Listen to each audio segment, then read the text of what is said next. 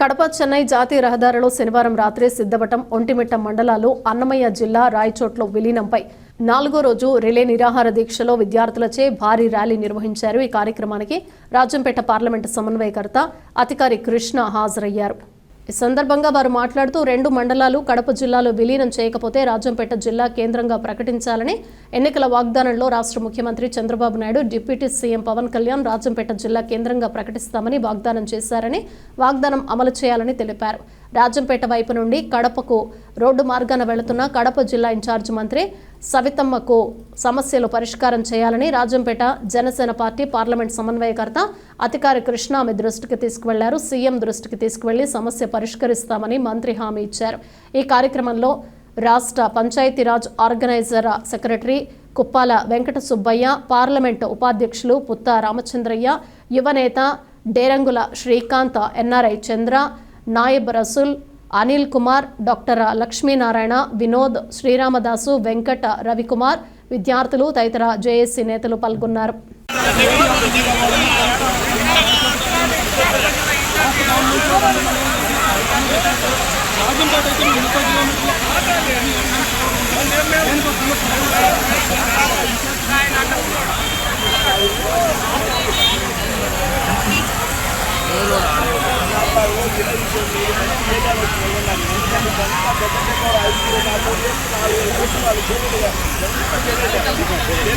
ఈరోజు నిజంగా ఈ స్కూల్ పిల్లలను, స్కూల్ యాజమాన్యాలను, టీచర్లను వీళ్ళందరూ చూస్తా అంటే మనకు మన రాజంపేట కాన్స్టిట్యున్సీకి ఎంతో అన్యాయం అయిపోయిందని పిల్లలు కూడా గుర్తించారు. అంటే పిల్లల ఆలోచనలో కూడా ఈరోజు చిన్న పిల్లలు అంటే 10 ఏళ్ళు, 12 ఏళ్ళు, 15 ఏళ్ళ లోపల పిల్లలు కూడా ఈరోజు మనకు అన్యాయం అయిపోయింది. రాయచోటికి జిల్లా హెడ్ క్వార్టర్ పోవడము, రాయంపేటలో జిల్లా హెడ్ క్వార్టర్ ఉండాలని చిన్న పిల్లలు కూడా వచ్చి ఈరోజు దండోపదండాలుగా కొన్ని వందల మంది పిల్లలు రోడ్డు మీదకి రావడం జరిగింది. ఎందుకంటే వాస్తవంగానే మనకు గత పాలకులు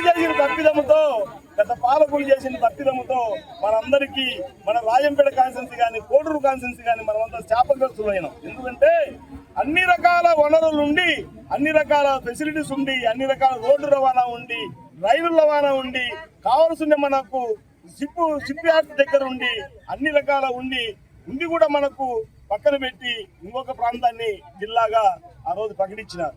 కానీ ఆ రోజు ఏం జరిగిందంటే కొంతమంది ఐఏఎస్ ఆఫీసర్ల దగ్గర ఆ రోజు మేము మొరబెట్టుకున్నాం. అయ్యా, మాకు రాయచోటి పోవాలంటే మా ప్రజలంతా చిన్న రైతులంతా, రాయంపేట ఒంటిపేట ప్రజలంతా చిన్న రైతులు. ఆ రైతులు కూడా ఉండేది 30% రైతుల కింద 70% ప్రజలు చిన్న కూలీలు చేసుకుంటూ బతుకు జీవనం గడుపుతారు. అటువంటి ప్రజలు ఇబ్బంది పడతారయ్యా, మాకు రెవెన్యూ డివిజన్ అన్న కనీసం సిద్ధవటం ఒంటిమిట్ట మండలాన్ని 2 రెవెన్యూ డివిజన్ కలపని ఆ రోజు మేము కొంతమంది ఐఏఎస్ ఆఫీసర్లు కలిసి ఆ రోజు వినతిపత్రం ఇచ్చి అందరము ఆ రోజు అడగడంతో ఆ రోజు సిద్ధవటం ఒంటిమిట్ట రెవెన్యూ డివిజన్ గా సిద్ధమయ్యి మన కడపకి ఇచ్చారు. ఈ రోజు ఎందుకంటే అప్పుడు 7 కాన్స్టిట్యున్సీలు రాజంపేట, రాయచోటి, మన కోడూరు, మదనపల్లి, పీలేరు, తమ్మల్లపల్లి, పుంగనూరు 7 కాన్స్టిట్యున్సీలు ఉండేవి. ఆ 7 కాన్స్టిట్యున్సీలు అప్పుడు ఏదో సెంటర్ అది రకరకాల చెప్పినారు. సరే, ఈ రోజు కూడా వచ్చినాక మా 3 కాన్స్టిట్యున్సీలే మనవి. ఎందుకంటే కోడూరు, రాజంపేట, రాయచోటి 3 కాన్స్టిట్యున్సీలే మన అన్నమయ్య జిల్లాగా విభజించినారు. విభజించిన తర్వాత ఇంతవరకు మా జనసేన పార్టీ తరఫున దాంట్లో ఒక 1 ఆఫ్ ద నంబర్ మా నాదెండ్ల మనోహర్ గారు, మా పిఎస్సి చైర్మన్ మినిస్టర్ గారు దాంట్లో ఉన్నారు. ఆయనకు పదే మేము 4-5 సార్లు విన్నవించుకున్నాం. సార్, ఇటువంటి సమస్యలు ఉంటాయి, ఈ మారి ఉందని మాకు బాగా నీట్గా మేము 3-4 సార్లు సార్ వివరించి చెప్పిన తర్వాత నాదెండ్ల మనోహర్ గారు గట్టిగా అది పార్టీ అధ్యక్షుడు, మా జనసేన అధ్యక్షుడు శ్రీ పవన్ కళ్యాణ్ గారికి కూడా తెలియజేయడం జరిగింది. సార్ కూడా అన్నాడు, అన్ని రకాల అనుకూలం ఉండేది రాజంపేటే కదా, రాజంపేటనే హెడ్ క్వార్టర్ గా చేయమని ఆ రోజు సార్ కూడా ఆ కమిటీకి చెప్పడం జరిగిన తర్వాత లాస్ట్ వరకు ఆ రోజు కొంతమంది ఆఫీసర్లు కడప నుంచి మాకు కాల్ చేసినారు. అయ్యా, ఈ మాదిరిగా రెవెన్యూ డివిజన్ మీది కడపలో ఉంది కదా, రేపు రాజంపేట మీకు జిల్లా హెడ్ క్వార్టర్ కాబోతుంది, అందుకోసం మీ రాయంపేట మా ఒంటిమిట్టను సిద్ధవటాన్ని మేము మళ్ళీ రాయంపేట రెవెన్యూ డివిజన్లో కలుపుతున్నామయ్యా అంటే మా అందరికి సమ్మతం అండి, ఎటువంటి మాకు విభేదం లేదు, ఇబ్బంది లేదు, మాకు అదే కావాల్సింది కూడా అని మేము అన్నాం. కానీ లాస్ట్ మూమెంట్లో ఏమి జరిగిందో ఏమో మాకు తెలియదు. కానీ అది మనం రాజంపేటనే మళ్ళా రెవెన్యూ మన జిల్లా హెడ్ క్వార్టర్గా ప్రకటించినారు. అందుకోసం మా అందరి బాధ ఏమంటే, మా ప్రజల బాధ ఏమంటే, మాకు రాజంపేటనే ముద్దు. రాయంపేటలో అయితే మేమంతా కలిసి ఉంటాం. రాయంపేట అందరికీ అనుకూలంగా ఉంటుంది, అన్ని రకాల వసతులు ఉన్నాయి. బ్రిటిష్ కాలం నాటి నుంచే అన్ని విశాలమైన ప్రదేశాలు, విశాలంగా ఎకరాల్లో ఆ రోజు ఆర్టీఓ డిప్యూటీ కలెక్టర్ ఆఫీస్ కానీ, ఒక తహసీల్దార్ ఆఫీస్ కానీ, హాస్పిటల్ కానీ, అన్ని రకాల కోర్టు కానీ పెద్ద పెద్ద ప్రాంగణాలు పెట్టినారు. ఎందుకంటే ఆ రోజు బ్రిటిష్ వాళ్ళు ఆలోచించినారు. ఎందుకంటే ఇది ఎప్పటికైనా కూడా రాజంపేట ఒక హెడ్ క్వార్టర్ అవుతుంది, ఎన్ని విశాలంగా ఉంటాయి, రేపు మనం కన్స్ట్రక్షన్ చేసుకునే అన్ని రకాల ఆఫీసులు వచ్చేదానికి ఇబ్బంది లేకుండా ఉంటుందని ఆ రోజు ఆలోచించి పెట్టినారు. కానీ ఇంకొకటి కూడా మనం ఆలోచించాల్సింది ఏమంటే, అన్నమయ్య పుట్టింది తాళ్ళపాకులో. తాళ్ళపాక ఎక్కడ ఉంది? రాజంపేటలో ఉంది, రాజంపేట ఊళ్ళో ఉంది. అటువంటి పేర్లు తీసుకుపోయి ఇంకొక ఏరియాలో పెట్టి ఇంతమంది ప్రజలను ఇబ్బంది పెట్టడము మంచిది కాదని మా కూటమి ప్రభుత్వానికి, మా పెద్దలకు మేము విన్నవించుకుంటున్నాం. అయ్యా, ఇదే మీకు మా విన్నపం.